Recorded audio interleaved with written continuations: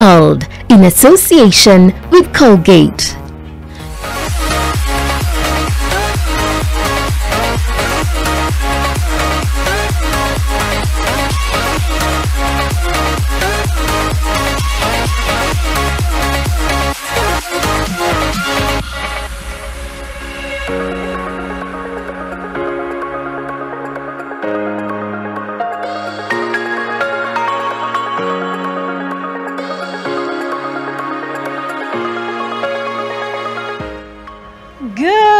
Welcome to your world. My name is Olive Burrows. Now, children all around Kenya rely on water from unsafe sources. Colgate is asking you to help change this.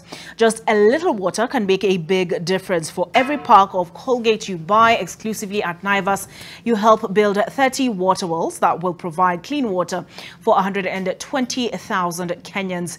Give a helping hand. Shop at your nearest Naivas store or online at naivas.co.ke. For more information about the campaign, go to Colgate Kenya's Facebook page or wellboring.com/Colgate. The boring is B-O-R-I-N-G. Terms and conditions apply. Now, for the topic of a conversation this morning, a lot has been said about housing and the opportunities it presents for employment, given we're told more than 500,000 young people enter the job market every year. And with me in studio, we have Dr. Alice Kande. In fact, we'll have a poster on your screen right now so that you see what they look like and who is who. There's Dr. Alice Kande. She is the Kenya National Qualifications Authority Acting Director General / CEO. We have David Simio Wafula. He is Designation Principal, Kenya YMCA National Training Institute. And Milka Achieng, Workshop Manager, Start Somewhere. And Dr. Kande, I will start with you. Why is it important that we have this conversation? Because a lot of people will think housing and jobs, and they think iyo kukoroga simiti, kuvunja mawe. Is there a decent employment to be had in housing? Absolutely. Thanks, Olive, and thanks so much for having me in today's conversation. Yes, a very, very important conversation to really have. So present for us, because as we are looking and discussing matters unemployment, and really we look around us and see so many opportunities around us with a lot of houses coming up. Of course, knowing that there are lots of opportunities around that. And of course, appreciating that a job doesn't have to be a white collar or blue collar job to really bring bread to the table. There's a lot that we're appreciating lately on the many opportunities that we are seeing currently, including in the housing sector and many other sectors. And so for me, this is really a timely conversation, because you're saying that we are having conversations with our youth and saying there are no opportunities, and we're telling them opportunities are right where you are. We look around, we look at the policies that are in place and really make them actionable. And so to me, this is really a timely conversation to have. So there are decent jobs to be had in housing construction. Absolutely. All right. So yes. David, I was looking at some of the data, and I saw that of those who graduate from high school, up to 92% have no vocational training or such like skills. So what are the opportunities then to equip them with the skills that would be necessary? Because we hear a lot about we don't have qualified or certified technicians in terms of electricity, plumbing, and all of this. Thank you, and thank you for having me here for this conversation. I would say the housing construction industry is a wider ecosystem, and part of it is training and certifications. This is meant to prepare young people, so that they can be able to meet the need in the job market. And one thing that we've observed is that not many young people are aware of the opportunities that they have in terms of training, because we are kind of used to the traditional way of thinking, where white-collar jobs are esteemed vis-a-vis blue-collar jobs. But we have many opportunities. For instance, we need people to work on the construction sites. We need plumbers, we need masons, we need electrical people to work on electricals, on painting. But we also need people who can work in industries that support construction, and this is manufacturing of building materials. And so you can see that there's a lot of opportunities which as training institutions we can come in, work with the industry, collaborate on the standards that are required, and be able to train our young people for the market, so that we do not end up with a scenario where we say the market is saying that we do not have qualified young people, and young people are saying we do not have job opportunities. So we want to remove this gap of skills job mismatch. Okay, and we'll get into more detail. But first, perhaps, Milka, you can tell us a little bit about Start Somewhere. Thank you for having me, Milka. Start Somewhere is an organization based in Kibera, Gatwikera. We make twist blocks. We are 7 people employed with Start Somewhere, and I'm the only girl working in Kibera at the workshop. Yeah, we are, and the organization is for Mr. Oliver von Mal. He's a German guy who came with that idea like 5 years ago, and he decided to bring Start Somewhere in Kibera, because most of Kibera houses are made of mud and iron sheets. So like every week we have the houses, maybe the houses get burned. So with the twist blocks, we wouldn't even have that in Kibera anymore, because if you build with the twist blocks, it's fire resistant and it's very much safe. So what is a twist block? Twist block is a block. Wooden or? It's made with cement, river sand, and coarse aggregate. Yes. Oh, okay, interesting. And I'm curious, how did you get involved? Actually, I met Mr. Oliver in 2017, where I was working somewhere. So I met him there, and someone connected me with him. So he told me he wants to make blocks and he needs a lady to be the leader. So I impressed him. We have an interview, so he told me, since you're coming from Kibera, let me give you this opportunity. Okay. Yes. Did you have a background, any technical knowledge in this area? No. Yeah, so I was trained just for 2 days, and I got everything. Because it's just a little bit of calculations. You don't have to do a lot of calculations. Yes. All right.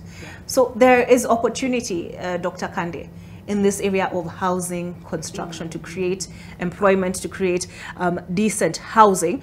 But in terms of the qualifications that are required, you know, how do you just wake up, turn up at a construction site? Tell us a little bit about what the Kenya National Qualifications Authority does. Thanks so much, Olive, once again.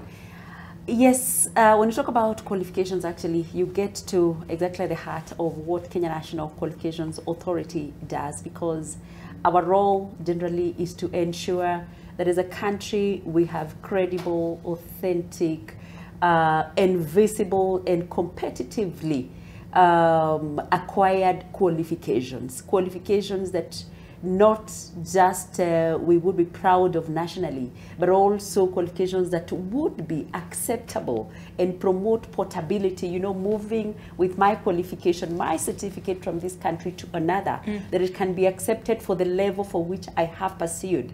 But it will not be downgraded, because probably you're looking at what I have pursued and what is expected in that particular country. So what we're doing is to ensure that as a country we promote the credibility and quality of our qualifications across board. And so KNQA is an agency under the State Department for TVETs, and our role basically then is to work with all the institutions that are mandated to train, assess, and award certificates. Of course, for a long time. Institutions such as the one David is designated principal. Yes, YMCA. absolutely. Yes. So if that institution actually trains and assesses and awards any kind of a certificate, we want to assure the country that this is a certificate that we can say it is a national qualification, it is a national certificate that we can again confidently say that it is at this level, mapped at this level of training. By level, I mean that as a country, we are implementing a framework of 10 levels. Level 1 being the lowest, where if you look at the current education system, if you pursue your KCP and successfully get that certificate, it's level 1. If you walk through, climb through and get your doctorate, that's the highest, that is level 10. And so there are very explicit requirements that we would expect you as a graduate to meet, so that if you're placed at an undergraduate level, level 7, then we're saying that yes, you actually meet the requirements for that particular level. And so what we do is that then we bring on board all these institutions into a central database, something that has not been there for a long, long time. We've had a lot of fragmentation in the education and training sector, where we see training happening, of course, in various ministries. That is a good thing, because it means there's a lot of access to education and training opportunities. But the challenge then comes in, how do you tell what is where? What certificate is awarded where? What is the level? What's the caliber of that certificate? Are they comparable? And so when we have all that information about qualifications in a central database, as a country, we shall say that if you want to, for instance, look for someone skilled, you know, even if it's plumbers, whatever the level, if it is a doctorate, whatever the skill area, then you would be able to get into that database and get to see what we have. And so, in a nutshell, that's basically what we do, working with so many stakeholders, because for us it's just to say, bring in all this information that results to a certificate, and then we shall make it visible. Yes. So, okay, so an effort to streamline. To streamline, yes. Okay, okay. Yes. David, sana sana tukifikiria mambo ya mjengo, let me talk in Kiswahili, because we imagine unakaa tu grey juu ya vumbi. Your vumbi construction, you know.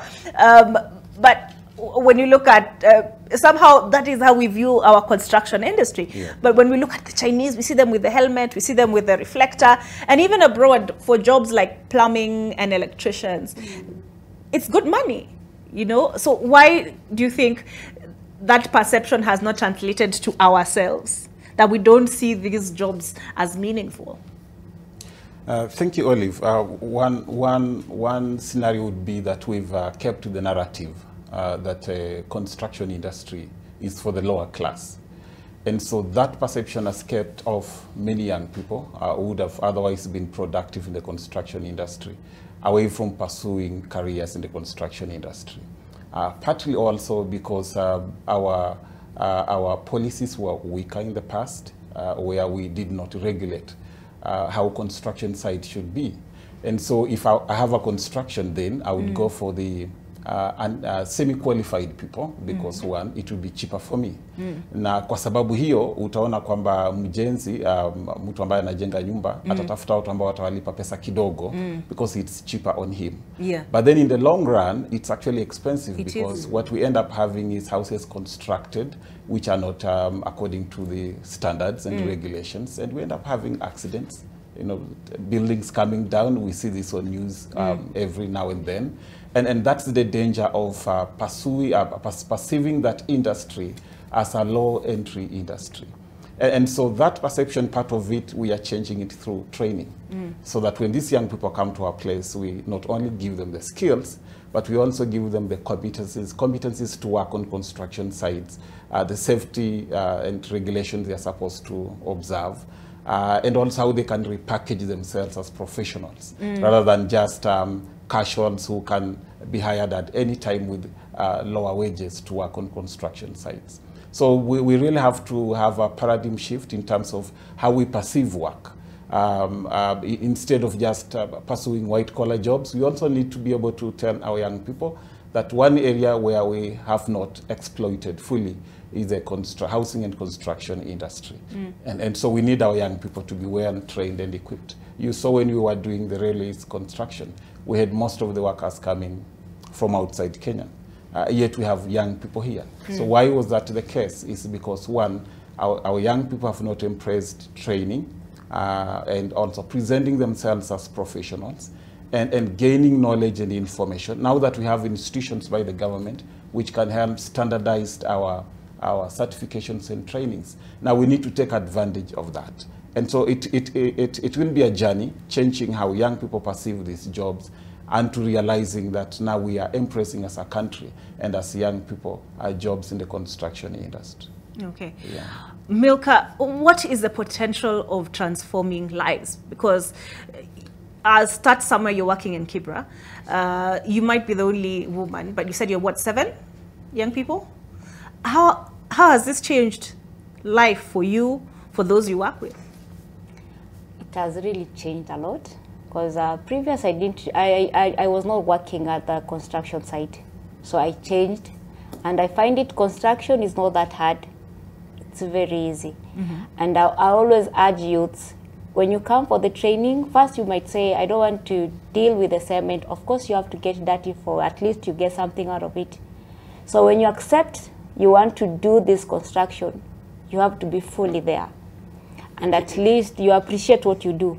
And I always urge most of the youth to just join us. I also train people for free. We don't even ask for any money. So we train them for free, and then we take them to the construction site. So they work there. At least we get something out of, they get something out of it. Maybe after per day they do for 600 shillings. After the end of the week, we give them something than just being home, because we have a lot of idlers at home. So when you give them this opportunity of training for free, definitely they will come. So like right now we have like 2 workshops in Kibera. So we are training guys for free. So I tell people to just come and train with us. And at least you get opportunity to work on construction site, because we are making twist blocks. Actually, they are not that known, so you have given me an opportunity to advertise the blocks, because I would like the government to know the blocks we are making, because the ones we are making, we don't take a lot of time making it, and when you are building with it, you don't have to use a lot. Like when you are supposed to use like 3 months, with this at least you'll take 1 month to build a house with that, because it's cheap. Yes. All right. So this falls, I'm assuming, under that category of prefabricated material. Yes. All right.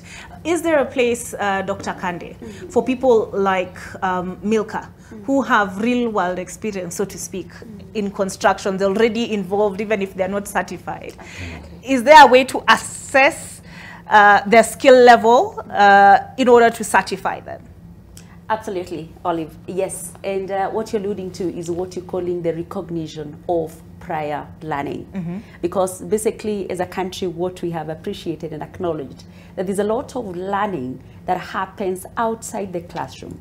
And of course, appreciating that the current age then, we appreciate that not everyone is really able to successfully go through from the lowest level of education to the highest in a classroom setup.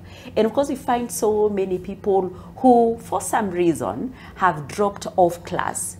Or probably someone did not even get into that class, but they have acquired some skill, some competence, owing to the kind of exposure that they are having.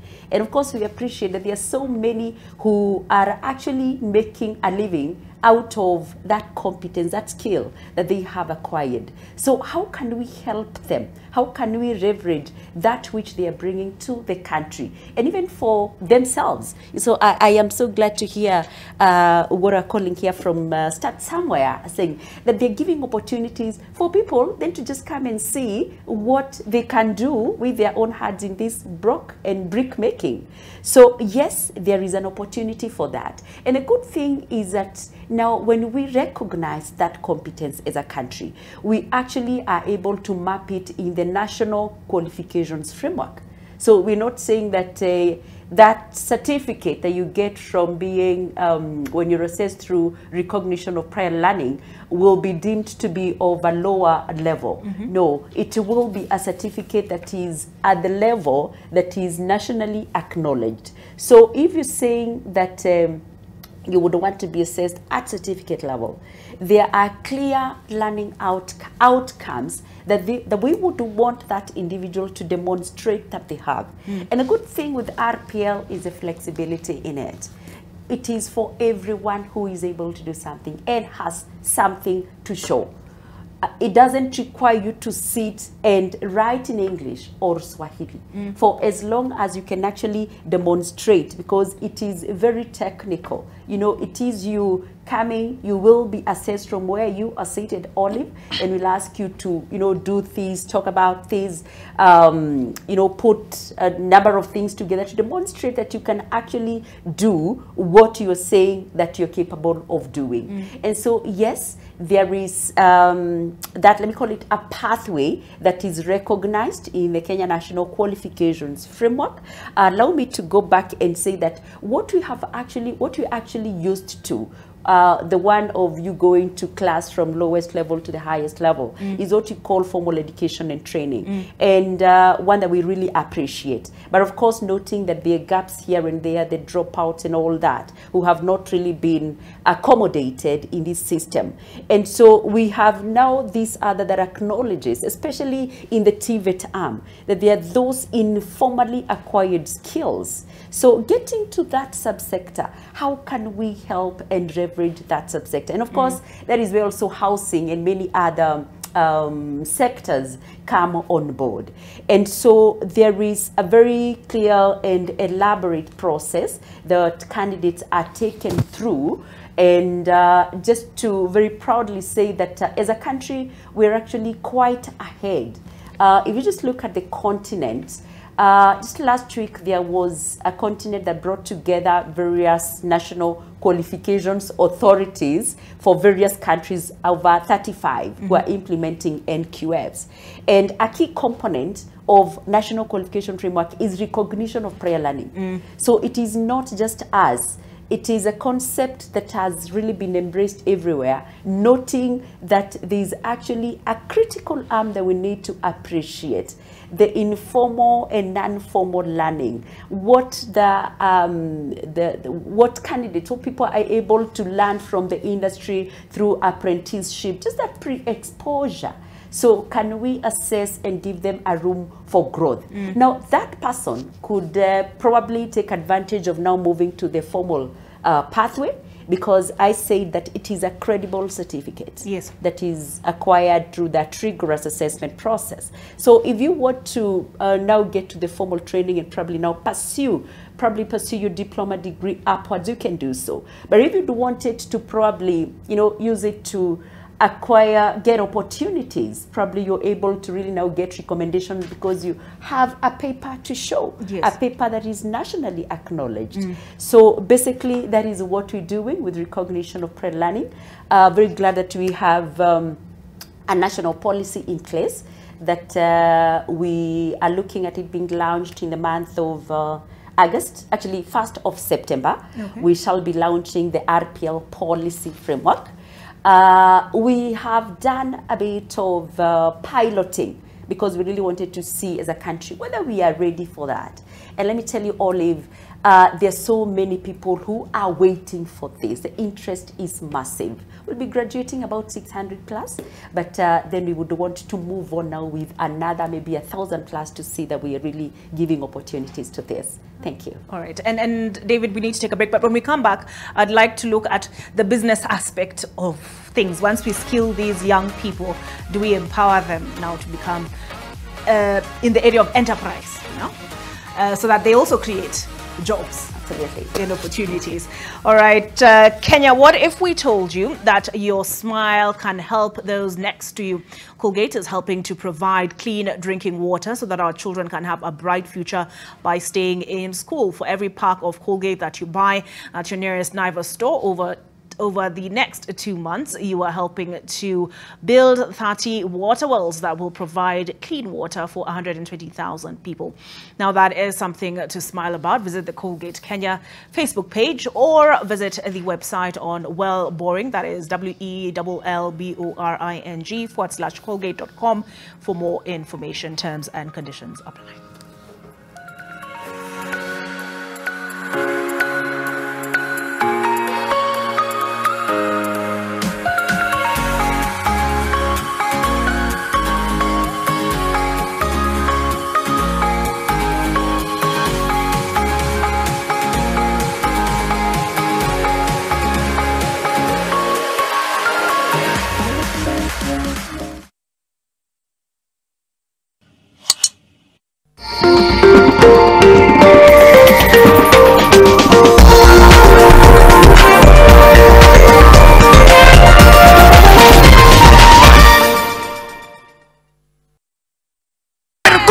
looking at you.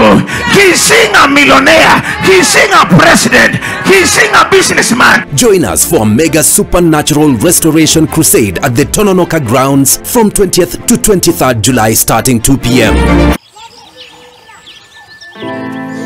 As a mother, I have to do my duties in the house.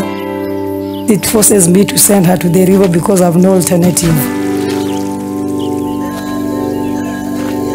Piaora okber, ler bedoko ler. Otuo nikech piaora. Otuo okodhi school japuonj chunye chandore. If children had water close by, they won't be sick, they won't be distracted because the water is clean.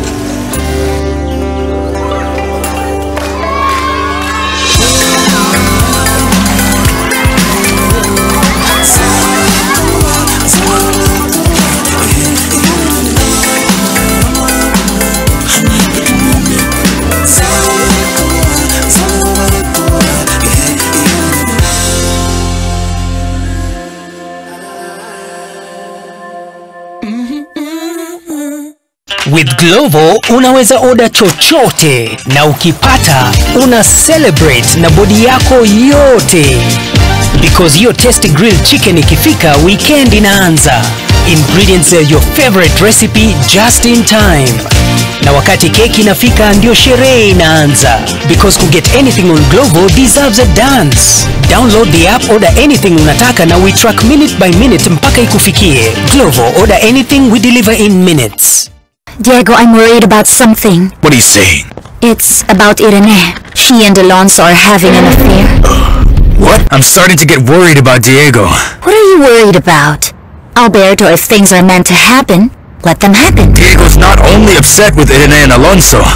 He's upset with Natalia. Well, she was asking for it by covering up for them, okay? Your aunt is happy, Diego. Let her be! You are not going to tell me what I have to do! I will stop whatever it is between them. I have the right. I'm Diego Cáceres. Head over heels. Blueband peanut butter, made with 100% pure peanuts and a good source of omega-6. Grow healthy and happy kids with Blueband peanut butter. Available in 200 grams, 400 grams, and 800 grams. Buy a pack today.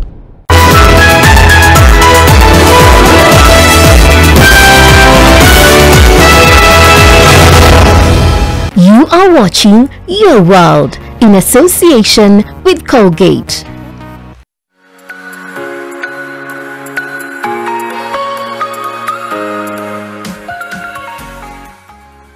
Welcome back to Your World. When a child has to help their family fetch water, there's no such thing as a day off. You can help us change that.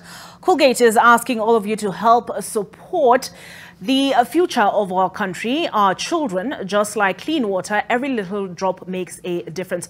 For every pack of Colgate you buy at your nearest Naivas store, you are helping to build 30 water wells that will help provide clean water to 120,000 Kenyans. You can make a larger impact and help us or help achieve or reach more Kenyans by donating via M-Pesa. Visit the Colgate Kenya Facebook page or wellboring.colgate.com website for more information. Terms and conditions apply. All right, I was looking at some of the feedback on Facebook on decent housing, you know, and the potential for skilling youth to take advantage of the opportunity in decent housing. And a lot of what is coming up, if you'll allow me just to read out some of them. Where is that? Here we go. When I look at Fanis Busaka's comment, he says, Wakishajenga wakamaliza, what next will they be doing? Mildred Ati Owiso says, okay, so let me just read it. The youth might be able to answer the question appropriately after they start the work on the upcoming government housing scheme, because for now, most have no experience due to joblessness. So the question of experience. And then let me see who else. Somebody is asking about, will it be permanent basis? Kazi mjengo mostly is done by male side. What of the other gender? But now we have Milka here in studio who's showing us that the other gender can also take actively participate in construction. Somebody else is saying the pay. Where is that one? Okay, but I had scrolled through this prior, so I have Kenya, but somebody was saying the pay in the construction industry is low. So they're not too excited about the opportunities available in housing construction. So David, what's a response to this of, will there be employment opportunities beyond the government projects? Because people are concerned, okay, hizo nyumba zikishajengwa, and then of course there's a question of mshande pesa ngapi kenda kwa mjengo, ni dongapi. Okay, thanks, Olive. I would say before the government project that's yet even to start, we already have construction going on. Because we still need constructions in our cities, construction in our countryside. And so construction is not a one-day project. But what I want to tell the young people is that you're not just walking to a cash cow where I'm going to get all the money that I want. You have to position yourself for a long-term trail in terms of how can I position myself to get the best out of this industry, just like any other industry. And so there is work, yes. Even before the government project, there has been work. But what it needs to be is preparation. Now, at YMCA National Training Institute, we've been running some sort of pilot on RPL, that's recognition of prior learning. And this pilot was focusing on the construction industry. And we are doing this in partnership with Habitat for Humanity International. So what we do is that we go to a construction site and then recruit young men and women who have not been formally trained, but they're already working on the construction site. And that's where the aspect of the earnings are low comes in. Because if you're not formally trained, the assumption from the contractor is that I'm training you already on site. So I cannot pay you full and pay you half because you do not have skills. I'm the one who's training you.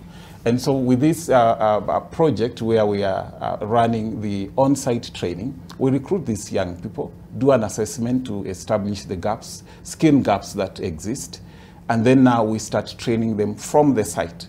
It could be in the morning, at lunchtime, or in the evening. So far, we've been able to train over 160 young people using this pilot, and we've seen that it works, getting feedback from the trainees. They've actually told us that learning through on-site training seems to be faster compared to traditional learning. And we agree because this trainee is able to practice whatever they're learning on the site. And we have the site supervisor who is also able to oversee the implementation of the skills. So like an apprenticeship? Yes, some sort of apprenticeship. But now in this case, we are following a curriculum that has already been established by the government. The only difference is that instead of having the trainee come to our college, the college has gone to the trainee. So we are training him from the site. And so once these trainees have been trained and they have been certified and recognized, as Dr. Arya said, now they're in a position to negotiate for higher pay. Because now they have papers to show that they have the skills, they can meet the standards, the industry standards, and they can be able to do some credible work on the construction site. So that gives them the chance now to negotiate and say, look here, I have this and that skill and I've been certified. I should be paid this and that much because I'll be able to contribute to your construction some quality work. But we also made an observation when we were doing this pilot. The construction sites that are registered with the National Construction Authority were willing to allow us to run the project on their site. Those that had not been registered, in other words, they were working illegally, could not allow us to train from the site. And you find that those are the ones that are paying young people very low rates because one, they are not even working according to the law. But those which are established, the entry point for any person to work on that site is higher. So you have to show proof that you've been trained. And so their pay is a little bit higher. So I would say the starting point is get trained, get certified, know how to package yourself, take your skills to the market yourself, and then you can bargain just like any other skill. You can bargain with your employer and say, with my skills, I deserve to be paid A, B, C, D. And that is actually a skill that a lot of us need to develop. Negotiating, you know, for better pay and wages. And I'll come back to that. David. But Milka, is there an interest in yourself and also with the other young people you work with in upskilling? Because you were telling us construction is not very complicated. You already do this mathematics and things, these calculations. Are you interested in building your capabilities? Yes. And I've heard Edwin saying that giving out the certificate. So I would also love Edwin to come. David, yes. To come and train us more so that we get the certificate. Because most of the guys that I have at the workshop don't have that certificate. So maybe if we get the training from him, we'll get the certificate and we'll get, when we go to the site, we'll get paid well. Okay. Yeah. So what's the potential for, quote unquote, I know I might be using this term strictly within the usage, but upskilling? Like what, because I know you told us there were 10, where are those notes?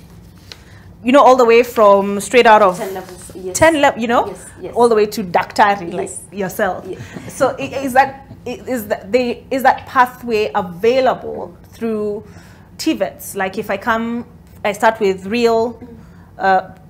prior learning, and then can I move through the levels all the way to 10? Yes, yes. It does not. The framework does not discriminate. It actually appreciates from the lowest level to the highest level. And a critical thing that then it offers is this progression. So you're able really to move from this pathway, like moving from where we place recognition of prior learning and what you call the skill pathway, the pathway of lifelong learning that we really appreciate that anytime, anywhere I am learning. And so there is that pathway that we have. We also have the TVET pathway, and then we have this other one that essentially we think you move from primary to secondary to university. We also have the TVET pathway, which is a bit broader, and we also have a pathway where the likes of National Industrial Training Authority comes in, because they're able to assess people in the industry and be able to place them at a certain level in the framework. And what it's saying is the permeability of this framework, that you can move from this pathway, the skill pathway, to the academic pathway. And so yes, there's that opportunity that if you're assessed at, say, level 3 or level 4 or level 5, you will be able to actually climb up. And so you will not just be clamped at where you have been assessed. And again, the good thing with the recognition of prior learning is that it provides room for identifying where the gaps are. This we call it skill gap identification. We normally say that the philosophy in recognition of prior learning is that there is no failure. Unlike these other systems, you're saying you have a DME, you fail, you can't pursue things. You're saying in RPL, there's no failure because you may not have really demonstrated all the requirements for you to be given a certificate or a diploma, but it's something that you know. So how is it that we can help you fill in that gap, and we shall be able to upskill you, and you will be assessed and given a certificate at that particular level. There's also the other alternative of looking at it backwards. So we're saying that this is what you've demonstrated. In as much as you wanted to be assessed at diploma level, looking at the learning outcomes and what the occupational standards have really provided, we place you at certificate level. So there's room for everyone, and there's opportunity for everyone in the framework. Okay. Yes. Now, if I want, because you have the database that you're developing. Yes, yes. If I want to be incorporated, so to speak, qua system, recognized that this recognition of my prior learning, yes. Where do I start? Where do I go? Who do I talk to? Who do I approach? Awesome. Thank you so much, Ali, for that question. Now, I did say that we have a policy. We also have implementation guidelines, and it speaks to so many players who are involved in this process. And let me just speak to what you've asked. So where do you go? Where you go is to an institution that is mandated to assess. Because you see, for RPL, we're saying there's no training. So that institution that is mandated to assess is what you call the qualifications awarding institution. And we will have registered that institution in the database. Essentially right now what we're saying, I tell you that we work with various subsectors.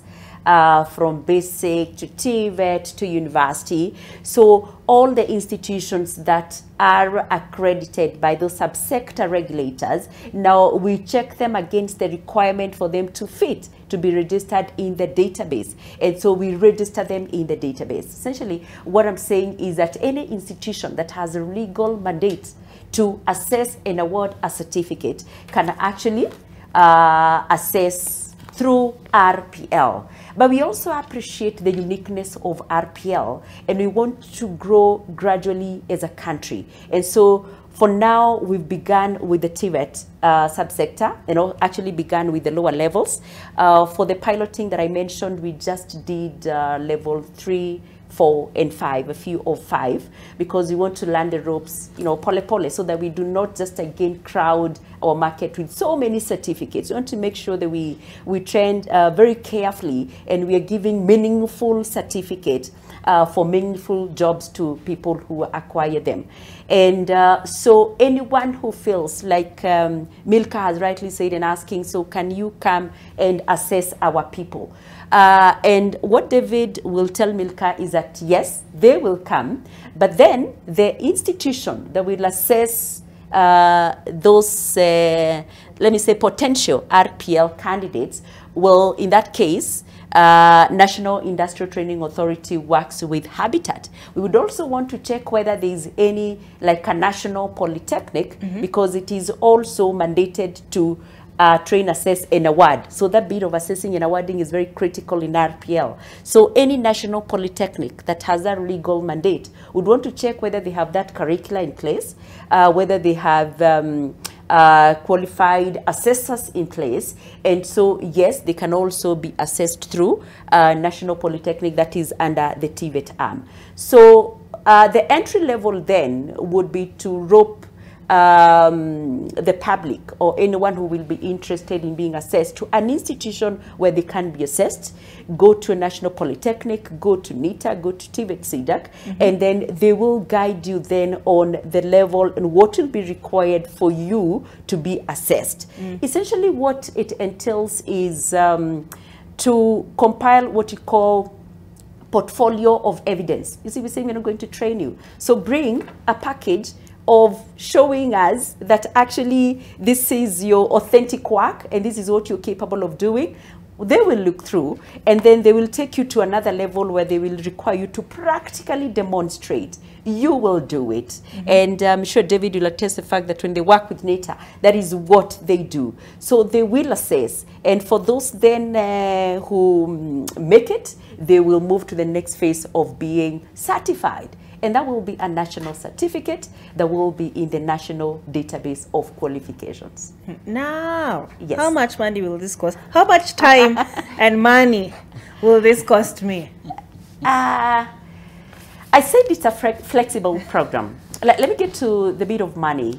As we piece in these policy documents really have our footing right, we're currently working on what we're calling differentiated unit cost for recognition of prior learning, because we recognize that the level of engagement will be different. If someone is being assessed for RPL at a higher level, then the practitioners will be involved more. The level of engagement will be different than the person being assessed at level 1 or level 2. And so that is what informed the need to have a policy document that really brings or stipulates the differentiated unit cost being supported by International Labour Organization. And it's a document that we're looking at also launching during that graduation ceremony on 1st of September. And we'll be able to give an indicative figure of, say, now to the institutions that will be assessing, and tell them, if you're assessing a candidate at this level, then this is the figure that you should use, so that we do not also exploit the many people who really want to take advantage of this program. Now, on the bit of time, highly flexible, depending entirely also on the candidate themselves, because you're saying it depends on how comprehensive are, the documents that you've brought. So if you have brought everything and on time, then we can say ideally a month or so would be enough for you to be assessed. because it is just about the practitioner and the assessor really looking through, comparing what you have with what has been documented as the learning outcomes, and then scheduling for you a time for practical assessment. So a month would be enough for that. However, we also appreciate that I did say that we do not have a failure in RPL. So we would give somebody time to go and recollect themselves and be able to produce this evidence. You see, we are dealing with the caliber of people who probably had not even thought about putting together evidence of work they do. So we give them room to go and put it together so that they can it can be used for the assessment process. So the timelines can vary. Let me also say, in the interest of the resources that the qualification awarding institutions have, they may also have schedule. Like for national polytechnics and National Industrial Training Authority, they normally have a time when they're saying we have assessment. But ideally, we would have it done for at least 3 times in a year. But a special case where someone says, I'm ready, and the institution is ready to do it, then that can happen. So that is how flexible it is. Okay. Yes. David, sitaitishwa hongo? Ama ninwe chai? No.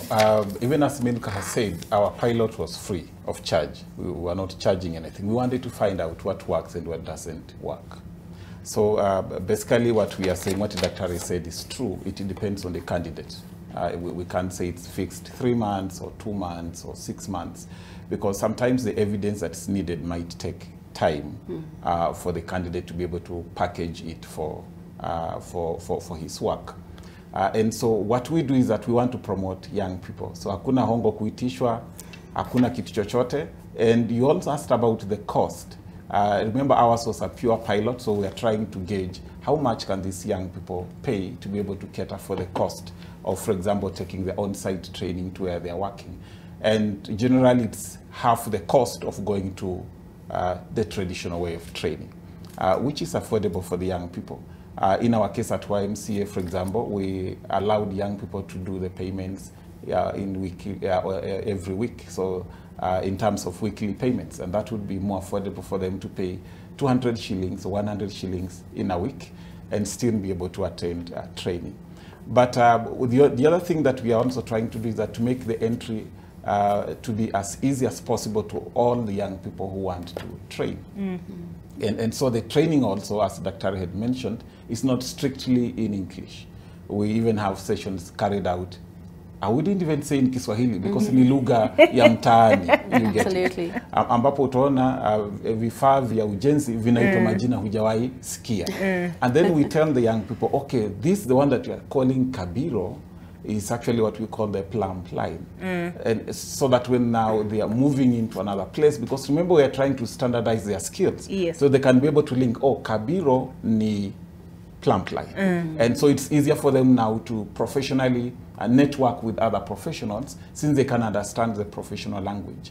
But we've also observed that some of these young people, they have skills, very good skills, but they lack confidence. So part of this training is to allow them to build confidence in selling their skills, in doing their work, and also in marketing who they are. So this training is not just about only skills and competencies, it's also about building confidence in the young people. Can they go out there and say, yes, I am a mason, I'm a painter, and I can do A, B, C, D? Because most of them, when you ask them, can you do this? They would answer, yeah, naweza jaribu. And you know, maybe I can try. And so that doesn't really inspire confidence. If I'm asking you, can you do it, and say, naweza jaribu. But you want to tell them, just say, this one, I can do this, and I can do more than A, B, C, D. And so part of the training is to build their confidence. And also communication skills. Yes. How can they communicate what they have? And so we also trying to bring in the aspect of gender balance in the construction industry. I've worked at the coast and I observed that on the construction sites, when a man is given kazi ya mkono, they come with their wives to do it. And I was impressed by that, something that I had never seen here in Nairobi or in the other parts of the upcountry. But we want to tell women that you are skilled, if you are skilled, you have a chance to work on the construction site, just like any other person. And so once we inspire them with that confidence, give them the chances to train, show them how to repackage themselves. And then also at YMC, what we are doing is that we are negotiating with their employers to give our young people a chance. And so we have that link to see, is it possible for us to link these young people? And so sometimes we have in a month, for example, people requesting, can you give me 10 masons? Can you give me 10 electricians? Can you give me this and that? And so we have that kind of arrangement so that our young people can have an avenue where they can start practicing on their skills. And from there now, they can proceed. Now, this year, we're also running another pilot where we want to give young people startup kits in their various industries. So, for example, if you are a mason, we'd want to buy you all the tools that you need to present yourself as a fully qualified mason. So that now when you're appearing on site, on a construction site, you're not just walking there casually and saying, nataka munipatie kazi. No. We want you to walk there and say, hey, I'm a mason and I'm looking for work. These are my tools of trade. And you want to see how that happens. So if you are a painter, the same. If you are an electrician, the same. So this year we are running that pilot and see what happens if we give support to our young people. That's encouraging. You've actually preempted a lot of my questions because I was like, why should I not just put up the signboard kwa dini ya stima, huyo mti ya stima nikiandika fundi, piga hii number. Unajua, electrician, plumber, and also the question of packaging themselves such that they're able to communicate and bid. And it's good to know that employers come to you to ask for, okay, can you give me a list of qualified persons who can execute this and this jobs. Last word on this subject. If there's one thing, Dr. Kande, you want us to walk away thinking about, what is it? Thank you, Olive. My key word would be that the young people really need to appreciate the effort by the government in really strengthening the occupational prospects of the young people. I see a lot of effort. Like if you look at the TVET sector, there's what you're calling dual trading, where there's a lot of effort in really linking what the institutions are doing and what the industry is doing. And so even for these, like for creating employment opportunities, it's actually done with a lot of goodwill. And it is only the ones who really run for it who will probably be able to benefit from it. So we see a lot of prospects, and it's also important to appreciate just a gradual growth as well. Start somewhere, wake up and do something. Take advantage of that opportunity around you and run with it. I believe we shall be over this story of 35% of youth are not in education and training because they will have taken advantage of the massive opportunities that are around us. Thank you. Okay. Milka, nataka kuambia wase nini? Niliosikia comment moja mtu akisema construction is for men. It's not only for men, it's also for ladies. So tuna welcome any lady mwenye anataka training at somewhere Kibera, the door is open for every youth. Okay. Gatwekera? Yes. All right. Yeah. There we go. David, last word? As a training institution, I would say our doors are open to equip young people with skills and competencies to prepare them for the market. And we are willing to go an extra mile by making sure that we link these young people to the market, to the opportunities that are available as we work with the industry to make sure that our young people become part and parcel of our nation building. And young people are fast learners. They are, absolutely. Yeah, especially, and technology is evolving even in the construction sector. So, you know, looks like you're evolving or you're trying to evolve just as fast. Yeah. All right, that's it for your world. But children all around Kenya rely on water from unsafe sources. Colgate is asking you to help change this. Just a little water can make a big difference. For every pack of Colgate you buy exclusively at Naivas, you help build 30 water wells that will provide clean water for 120,000 Kenyans. Give a helping hand. Shop at your nearest Naivas store or online at naivas.co.ke. For more information about the campaign, go to Colgate Kenya's Facebook page or wellboring/colgate.com. Terms and conditions apply. Allow me to remind you who I had in a studio this morning and what we were discussing. If I'll ask my director to please put up that poster for us so that we can all be on the same page. There we go. With me in a studio, I have had Dr. Alice Kande. And she is the Kenya National Qualifications Authority Acting Director General and CEO. We also have in studio David Simiyu Wafula, Designation Principal, Kenya YMCA National Training Institute, and Milka Achieng, who has said construction is not only for the men's. Workshop manager, start somewhere. And it was interesting because you said start somewhere. Yeah, all right, that's it. My name is Olive Burrows. The conversation continues online. Send in your questions, send in your comments. We will forward them to the relevant persons.